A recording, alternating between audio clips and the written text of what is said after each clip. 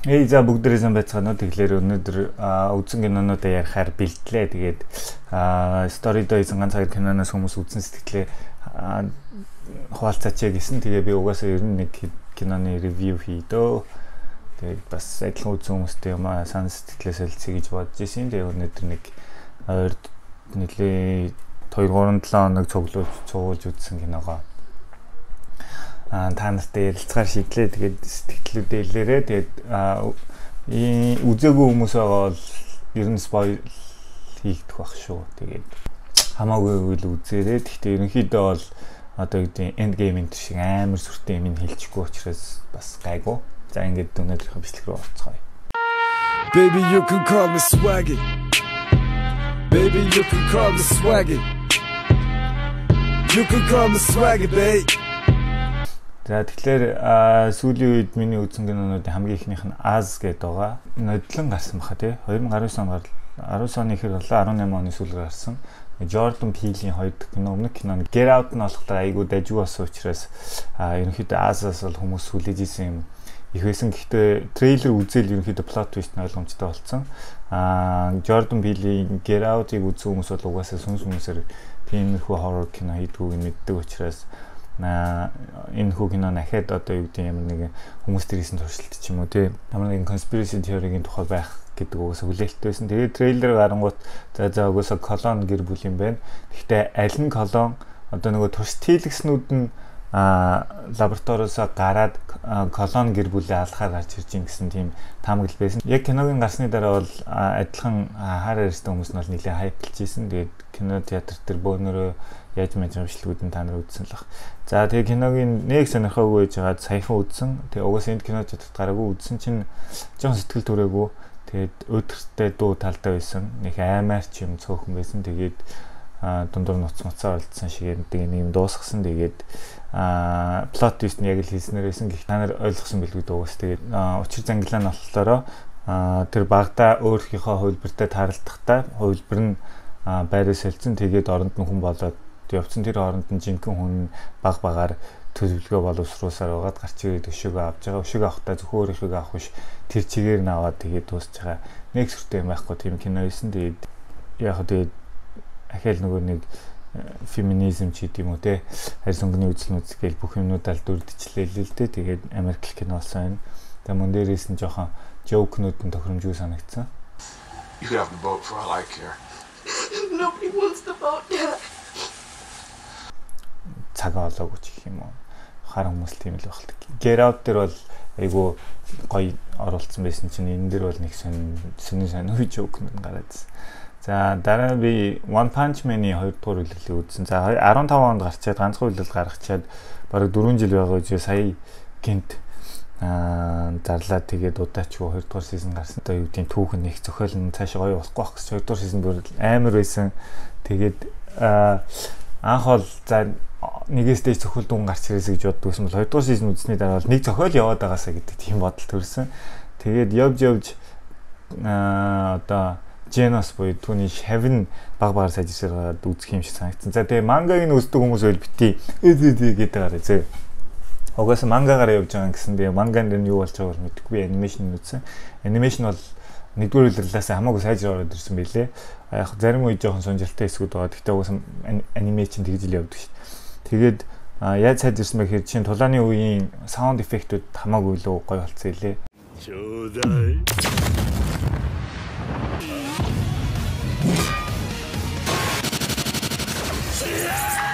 Тэгээд тулаанууд бас гоё өсөөлээ.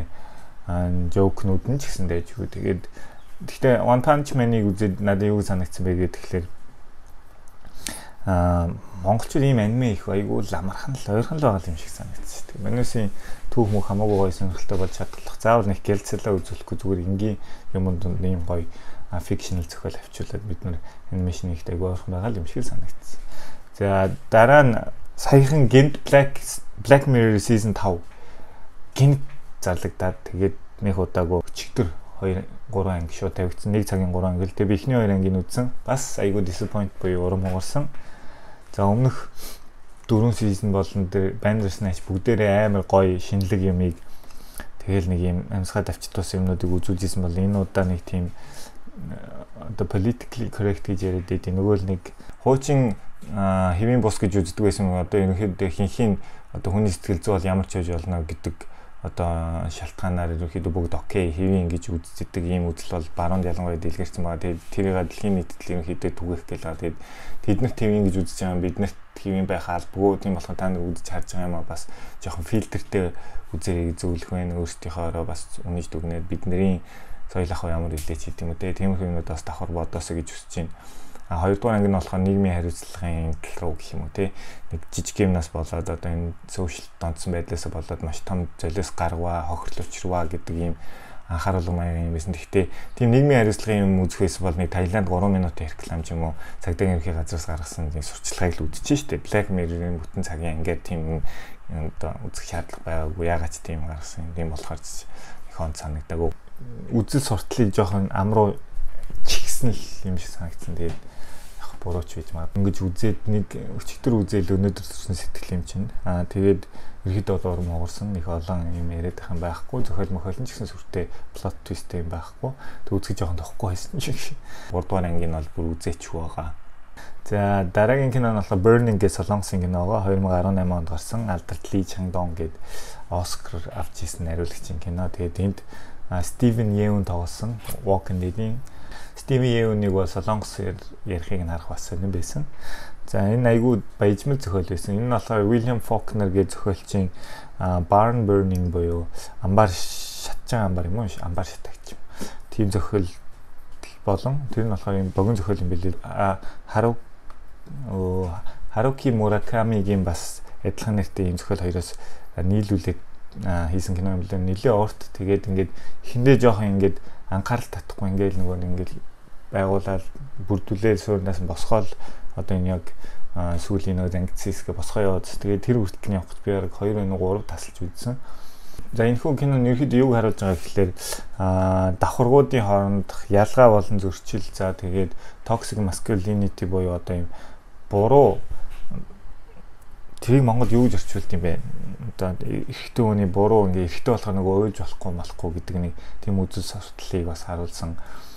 За тэгээд бас одоо юу гэдэг аавын хүүхдтэй нөлөөлж гэдэг юм. За энд 3 дур гарч байгаа. Нэг нь болохоор ядуу охин хөдөөнөөс хот орж ирээд бас амьдралаа босгож байгаа охин. Нөгөөх нь яг нэг тосхны залуу. Тэгээ охин залууд юу ярьдаг вэ гэхэлэр Африкийн бушмын овгийнхан болохоор 2 төрлийн өсгөлөн хүн байдаг гэж үздэг. За эхнийх нь болохоор жижиг өсгөлөн боيو зүгээр л хоол унд алдахгүй хүний жижиг өсгөлөнтэй гэж хэлдэг бол нөгөөх нь амьдралын учир шалтгааныг хайдаг хүмүүсийг их өсгөлөнтэй гэж ийм 2 төрлийн өсгөлөнтэй хүмүүс байдаг гэж яриа. Тэр охин болохоор өөрийгөө би их өсгөлөнгөө хайж байгаа. Би их өсгөлөнтэй хүн тиймээс би одоо энэ өсгөлөнгөө дарахын амьдралын утга учирыг хайж байгаа гэж ярьдаг. Тэгээд Африк руу явж үзэхээр мөнгө цуглуулад аялах гэж байгаа гэж ярьдаг. Тэгээд гэхдээ яг үнэндээ энэ хоёр хоёлоо бага өсгөлөнтэй байдаг. Гэхдээ охин өөрийгөө их өсгөлөндөө илүү ач холбогдлогоо тэрнийхээ хариултыг авах гэж явж байгаад нэгэн баян залуутай учирдаг Африкт. Тэгээд буцаж ирээд ууг нь манай хоёр хайр дурлалын учирж байгаа ургуулах гэжсэн тэр залуу урдуур нь орчдөг. Энэ хооронд манай гол дүрийн залуу маань аль хэдийн хайртай болчихсон байдаг. За тэгээд 혹시 혜미하고 연락 되세요? 저는 연락이 안 돼서요. 한 달째. 그렇죠. 나도 걔 연락이 안 돼요. 혜미는 그냥 연기처럼 사라졌어요. Энэ эмэгтэй өөрөө айгүй юм чөлөөтэй байхыг хүсдэг. Айгүй том юм илэрхийлж яхад нэг нь болохоор тэр баян залуу болохоор өөрийнх нь жижиг сонирхлыг өөрөө бүх юмтай тэгээ нэг жижигхэн зугаа гаргахын тулд тэр охиныг сонгож авч ашигласан байгаа. Нөгөө залуу болохоор юучгүй тэгсэн мөртлөө байгаа бүхнээрээ тэр охиныг хайрлахад бэлэн юм хоёр яг тухайн эмэгтэй хүссэн зүйлийг өгч чадахгүй мөртлөө яг хоёр талаас нь булаацалтай байгаа юм шиг ийм санааг харуулж байгаа юм байлээ л дээ. Тэгээд энэ deep киноноос deep юм хайгаад байл улам deep рэл яваад байд. Ямар ч хэсэн солонгосчууд нөгөө ахын хэрүүл жижиг сайжигсэд дүүрдээсээ хайлаад Америкчууд чи те сайхан хөгжсөн орны хүмүүс чи ингээд юм гүн юмар кино игээд ихэлцэн жоох ер нь тэгэл хийж байгаа олон кинонуудынх нь нэг л байгаа. Тэгээд хуучин бол солонгос нэг ангитай кино сайн байсан гэхдээ хөвчлэн түүх Хойд Солонгостой мөргөлдөөн, дайны үе эсвэл хайрч гэдэг юм уу те. Тэгээ нэг ийм гэр бүлийн хооронд харилцаа гэсэн сэдвүүд түлхүү байдаг гэсэн бол одоо энэ нийгмийн давхаргын зөрчилч гэдэг юм уу том бүр дип сэдвүүдээр бас кино хийгээд гисэн бас хөгжлийнх нэг илэрл баг. Тэгээд кино бол бас нийгмийн байдлыг илэрхийлж идэг. За энэ киноны эхний тэр уйдгартай гэж санагдаж ирсэн хэсгүүдийн жижиг деталууд бол яг үүндээ бас эргээд дөрүүдийнхэн бас голлох тийм юмнуудыг илэрхийлж исэн хэсгүүд зөндөө байсан юм билээ. Тэрүүгээрээ энэ киног бас хоёр үзэхэд илүү сонирхолтой байж магадгүй. Жишээ нь одоо тэр Хэйми фантоним хийж сурж байгаа гэдэг тэр бол яг өөрийнхөө жоохон төөрөгдсөн байгаа гэдгийг илэрхийлж байгаа ч гэдэг юм уу те. Тэгээ Хэйми буюу эмэгтэй дүр шүүмжлэгчид үнэлэгдсэн юм нь болохоор жүжиглэлт маш юм гоё гэгээлэг болж өгч чадсан. Энэ кино яг энэ эмэгтэй гарахгүй үед тийм аимшиг маягийн харанхуй хүүтэн ийм vibe-тай кино гэдэг бол энэ эмэгтэйгийн хэсгүүд дээр буцаад ийм романтик ийм гоё гэгээлэг болж эхэлдэг. Тэрүүгээрээ бас энэ жүжигчний жүжиглэлтнаас нэлээд олон хүмүүсийн сайшаалыг хүртсэн юм байлээ. За хамгийн сүүлийн үзсэн кино бол Чернобыль ба. За энэ бол 1986 он зөвлөлт холбоотой улсад бас маш золгүй явдлыг үзүүлж. Энэ талаар бол угаасаа зөндөл кино баримтат кино байж идэг. Гэхдээ энэ удаа болохоор энэ кино шинэ бүр цоо шинэ үеийн үзэгчдэд энэ талаар мэдээлэл өгөх зорилгоор хийгдсэн баг. Тэгээд Game of Thrones-ийн амжилтынх нь чимээ хангинж дуусаагүй байгаа. HBO-оор гарснараа бүр илүү хүнд хүрсэн баг. Тэгээд кинонууд IMDb-ийн шилдэг цуврал кинонуудын жигсаалт нэгдүгürt ороод ирсэн айгүй сайн хийгдсэн байлээ. Тэгээд гол нь киноны яг гол үйл явдлаа ингэж багаар түрүүний шиг босгоогүй шууд гол үйл явдлаасаа хойш үйл явдлыг гаргаад тэгээд буцаад трак хийгээд гол юмнуудаа зангидж байгаа. Тэрүүгээрээ бас киногоо сонирхолтой байлгаж чадсан. Уйдаагаагүй. Айгүй төвшөртэй хэсгүүд олон байсан. Эхнээсээ л шууд хөл гарын хуруу атгуулаад эхэлсэн. За тэгээд зөндөө баримтат кино байдаг. Тийм болохоор яг тэднэр дээр байсан төчнөт айгүй төстөө олон хэсгүүд бол гарч исэн. Надад таалагдсан нэг юм нь болохоор худлаа орц аялахтай ярих гэж чигээгүй жүжигчд бүгд баг өөрсдийнхөө аялгаар ярьж исэн баг. Тэгээд энэ нь бас айгүй таалагдсан. Тэгээд зураг авалтыг бол яг Чернобыльд ихэнх нь авсан юм байлээ. Тэгээд тэр Припят гэдэг хот матд. За тэгээд энэ кинон дээр нэг Баатарлаг 3 залуу гардаг. Тэр 3 бол амин гарсан юм байлээ. Тэгээд сүүлд киноны төгсгөлт бас хэлж илээ. Тэр 3-ыг их амар өрөвдөж байгаа. Тэгээд амин гарангуут нь амар баярлсан. Баатарлаг үүсийн одоо шагналал гэх юм уу? Буян монголчууд ярьдгаар буйнаараа тэр 3 бол тэр цөмийн одоо хордлогоос болж бол өхөөгүй. Дараа нь өөр шалтгаануудаар нэг нь өнгөрөөд хоёр нь одоо хүртэл амьд идэм билээ. За тэгээд нэг нь зүрхээр гэсэн баг. Эхний 4 ангийн туршид бол орсууд таалагдж исэн. Яг л орсууд түүхэнд ямар байдлаар үлдсэн байдаг вэ гэхээр ихэвчлэн хүмүүсээ хайрладаг маш хэрцгий юмыг хүний хүчээр шийддэг, хүний амь хайрлахгүйгээр шийддэг тийм одоо ард түмэн гэдгээр амар их дүрслэгдсэн байдаг. Тэгээд үнний ч ортой байж магадгүй. Тэгээд энэ кинон дэр болохоор харин хүмүүсээ хайрладаг, хүмүүсийн эрүүл мэнд тэ амь насыг урдаа тавьж байгаа техник технологи мөнгө төгрөг хайрлахгүйгээр гаргадаг. Тийм учраас Орос ах нарт таалагдчихсан. Тэгсэн чинь 5 дугаар анги дээр Орос улсыг болохоор худал дээр боссон ороо ингээд хилцсэн. Тэгсэн чинь Оросоо жоохон дургуулхад өөрсдийнхөө үнэн түүхээр Чернобыль хийн мэн гээд юм гараал яваал илээ. Тэгээд ерөнхийдөө бол дэжгүй киноос байсан. Тэгээд яг HBO-гийнхэн тэгэл том амартай хүмүүсээ л Оросууд байдаг гэж ойлгосон юм шиг. Тэгээд баахан том амартай хүмүүс тоглолцсон байсан. Тэгээд энэ кинонд гардаг зөвлөлт холбоотой улсын коммунист намын ерөнхий нэрийн бичгийн дарга Михаил Горбачев бол энэ зөвлөлт холбоотой улсын хамгийн сүүлийн одоо тэр их барьж исэн. Тэгээд энэ хүн жоохон азгүй тооцогддог. Яг гэвэл түүний төрийн тэргуунд байх хугацаанд болохоор маш олон залгуу явдал болж исэн. Түүний нэг нь одоо энэ Чернобыль мөн Арменд бас газар хөдлөлт болоо 50,000 ч үлээ амар олон унаас ороод бүтэн хот газраас марччихжээ. Тэр үед нь бас Монголоос барилгачд явж туслахаар явж байсан. Түүний их барилтаар зөвлөлт холбоо задарсан байдаг. Эдийн засгийн улс төрийн олон шалтгаануудаас болоод задарсан байдаг. Тэг хамгийн азгүй өдөрлгүүдийнх нэгэ гэж тооцогддог юм байлээ. Тэгээд энэ кино бол 5 хаан гараад дууссан. Тэгээд хамгийн сүүлийн 5 дугаар ангийн төгсгөл хэлж байгаа. Бид нар худлааг нуух тусам ямар нэгэн байдлаар эргээд үнэн рүүгээ явж идгээ гэдэг энэ үгээр одоо тухайн коммунист зөвлөлт холбоотой улс маань одоо маш олон зүйлийг хав даарсан эргээд илэрнэ гэдэг нэг санаал яваад байгаа шүү. Ерхэд бол гоё байсан. Тэгээ нэмэр хүйдэн кино үзлээ. Тэгээд энэ кинонууд дээр та үзсэн хүмүүс бас сэтгэлээ хаваалцаарай. Тэгээд нэг санал болох 2 кино байна. Эхнийх нь болохоор цуврал кино үзэх гээд хайж байгаа хүмүүст болохоор Brooklyn Nine-Nine гэх Америкийн сериал байгаа. Энэ болохоор цагдаагийн тухайга 6 дахь сизон дээр явж байгаа. Би тэгтээ 6 дахь сизоныг үзег байгаа. Netflix-д орохгүй байгаа. Японых. Тэгээ энэ кинонд юу гардаг вэ гэхэл Нью-Йоркийн Brooklyn дүүргийн цагдаагийн хэлцээ ажиллаж. Тэгтээ маш сонирн бүрэлдэхүүнтэй гэх юм уу. Нөгөө нэг Америкт хурцаар твийдэг арьс хүүсийн тэнцвэрт байдлыг айгүй гоё хангасан.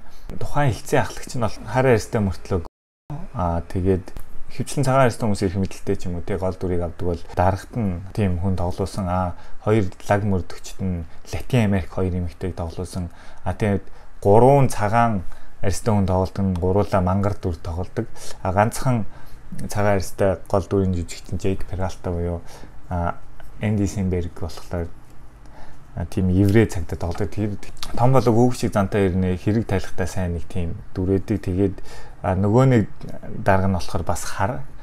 Тэр дарга нь болохоор амар бак мөртлөө айгүй мэдрэмтгий эмзэг юм дүрээдэг. Тэгээд тэгэхээр яг нөгөө toxic masculinity ингээ бүх асуудлуудаа яг эсэргээр нь дүр тавиал гоё шийдэж өгсөн болохоор хүмүүст амар таалагдсан юм шиг. Гэхдээ надад бол Andy Samberg-ийн joke-ны төрлөөс айгүй их таалагддаг. Тэгээд хөнгөн хөөрхөн кино үзээрэй. Дараагийн санал болгох кино нь болохоор Amy Wong гэдэг comedian-ы Netflix-тэй хийсэн Always Be My Maybe гэдэг хөнгөн кино. Санаанд өгж үзчихээ. Өөр deep юм үзсэн болохоор яг нэг тийм үед гоё таарад үзсэн. Тэгээд хөнгөн юм үзмээр байгаа хүмүүс үл тэрийг үзээрэй. Жижигэн хайрын түүх. Yep, there he is.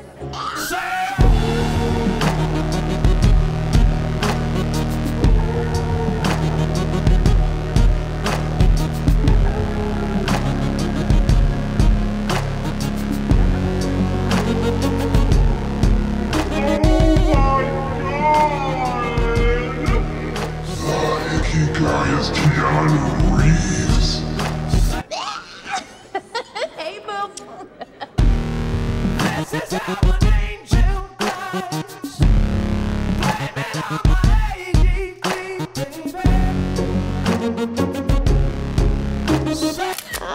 I wanted to surprise you. I took a photo of your faces. Look, you guys look so shocked. You only capture that shit once. Төсөлийн бол үзээгүй яг бүр цэвэр Америк амар экстра төсгөл яг эхлэх гээл тэр нөгөө нэг сүүлд юу н улаан ёсны ясал дээр зүгээр очиж уулзах газар заавал сэтгүүлч дундаас хөөе надад асуулт байна мэн гэдэг талаар нь би шууд зогсооц тэгээд дуусгаагүй угаасаа аз жаргалтай төгссөн баг. Угаасаа Америкт төгслөөсөн. Тэгээд за одоо үлээж байгаа кино гэх юм бол Spider-Man-ын 7 сард гарна. За тэгээд 11 сард Rick and Morty-гийн шинэ нөлөөлөл гарах юм бэлээ. Тиймэрхүү байна. Өөр бас дүүцэн гоё кинонууд байл хэлээрээ би завтаа үедээ сонирхож үзнэ. Тэгээд энэ кинонууд дээр сэтгэлдээ хэлээрээ. Peace.